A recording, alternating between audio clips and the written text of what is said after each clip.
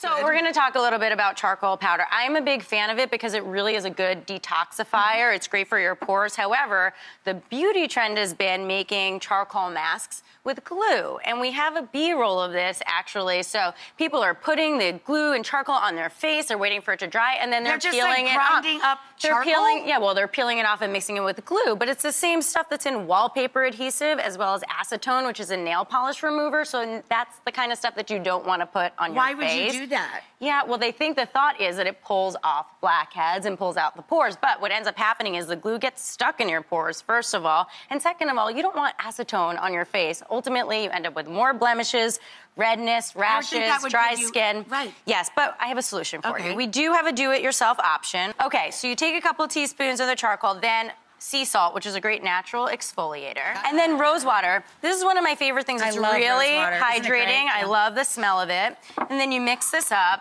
and you have your charcoal exfoliator. You want to use this once or twice a week on your face, and then you wash it off before you go scaring your dog. So you want to let it sit for about 5 minutes or so until it starts to dry. Yep, and then you wash it off twice a week. You're golden. Well, this looks like it's a lot more affordable. It is. If you just buy a bucket of the powder.